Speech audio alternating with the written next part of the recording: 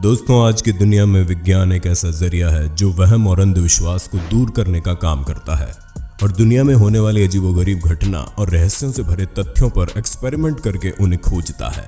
लेकिन इन एक्सपेरिमेंट्स को पूरा करने में दुनिया के अनेक साइंटिस्ट अपनी पूरी मेहनत लगा देते हैं। लेकिन कई बार साइंटिस्ट कुछ ऐसे एक्सपेरिमेंट कर देते हैं जो कई बार दुनिया को हिला कर रख देते हैं, जिन्हें करने के लिए काफी तेज और शातिर दिमाग की आवश्यकता होती है।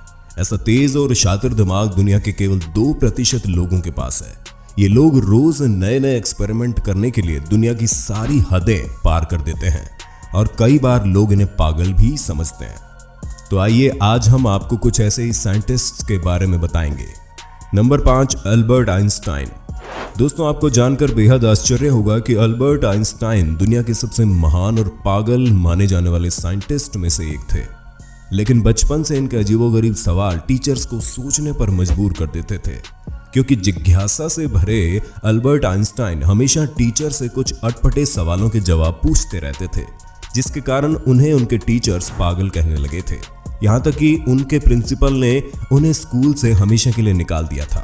लेकिन अल्बर्ट आइंस्टाइन की कड़ी मेहनत और मशक्कत के बाद उन्होंने हमारी जनरल थ्योरी, स्पेस और ब्रह्मांड के बारे में भविष्यवाणी की, जो उस समय के हिसाब से आने वाले समय से काफी आगे थी, जिसे दुनिया के उस समय के जाने माने साइंटिस्ट निकोला टेस्ला ने गलत बताया था और अल्बर्ट आइंस्टाइन को पागल कहकर उनका मजाक उड़ाया था।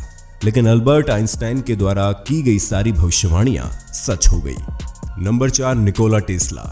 10 जुलाई 1856 जोरदार बिजली की गड़गड़ाहट और तेज बारिश के साथ आसमान में काले बादल छाए हुए थे, जिसके चलते एक महान वैज्ञानिक ने इस दुनिया में कदम रखा, जिसे आज पूरी दुनिया निकोला टेस्ला के नाम से जानती है। आज दुनिया में डेली लाइफ में यूज होने वाली ज्यादातर वस्तुओं का श्रेय दुनिया के महान वैज्ञानिकों में से एक निकोला टेस्ला को दिया जाता है।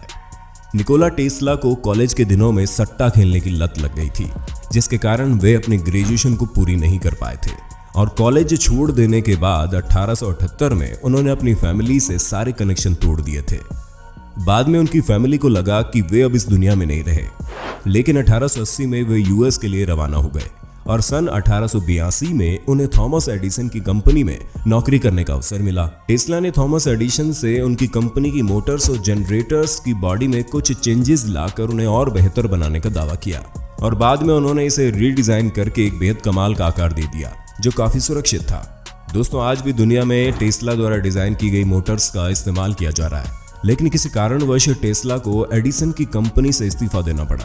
कड़ी मुशक्कत और कमर तोड़ मेहनत के बाद टेस्ला ने एसी करंट का आविष्कार किया, जिसका पूरा नाम अल्टरनेटिव करंट है।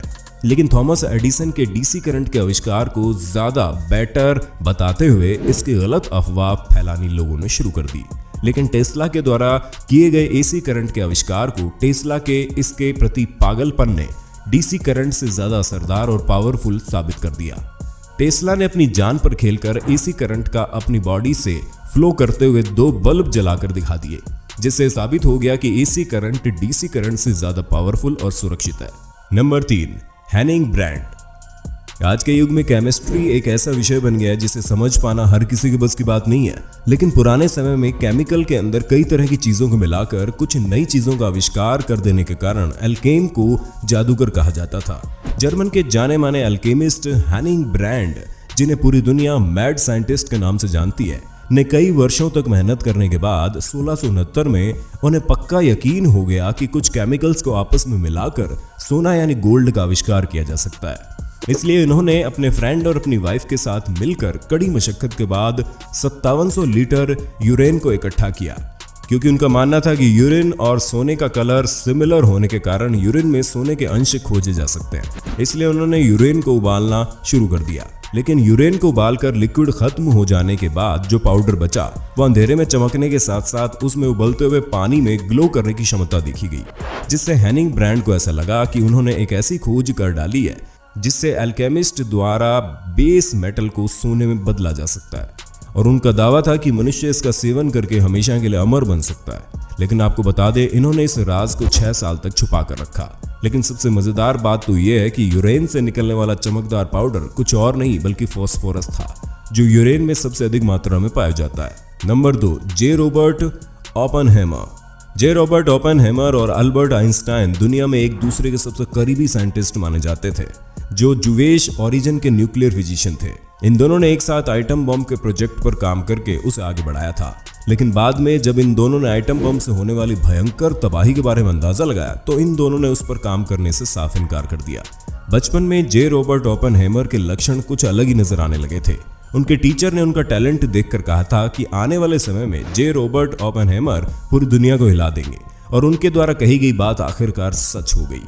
उन्होंने यूएस गवर्नमेंट के एक प्रोजेक्ट पर काम करना शुरू किया, जिसमें उन्हें इस प्रोजेक्ट का टीम लीडर घोषित कर दिया गया, जिसका नाम मैनहट्टन प्रोजेक्ट रखा गया। वर्ल्ड वॉर 2 के चलते उन्होंने 1945 में आइटम बम बनाकर तैयार कर दिया था, ताकि नाजी जर्मन और जापान उनसे पहले आइटम बम ना बना ले।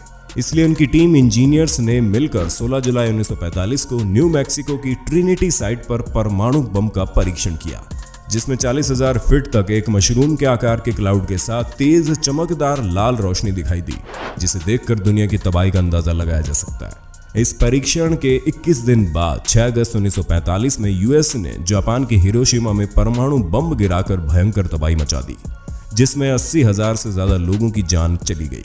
यहाँ तक कि 9 अगस्त 1945 नागासाकी में डाले गए आइटम बम की भयंकर तबाही से 40,000 लोग मारे गए। इतना कुछ हो जाने के बाद जापान ने आत्मसमर्पण कर दिया। इसके बाद द्वितीय विश्व यानी वर्ल्ड वॉर 2 वहीं समाप्त हो गया। Number 1, Jack presence.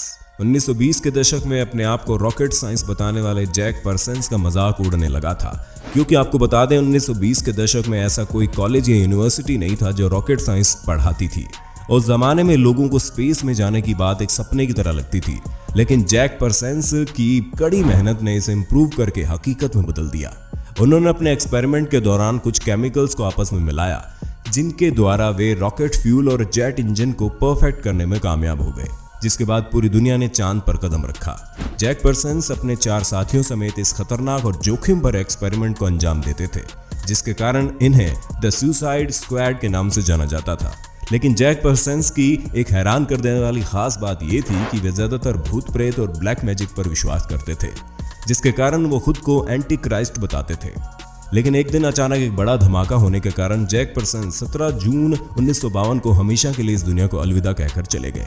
लेकिन कुछ लोगों का मानना था कि ब्लैक मैजिक विधि के दौरान हुई कुछ गलती के कारण ये धमाका हुआ, जिसके कारण उन्हें अपनी जान गंवानी पड़ी।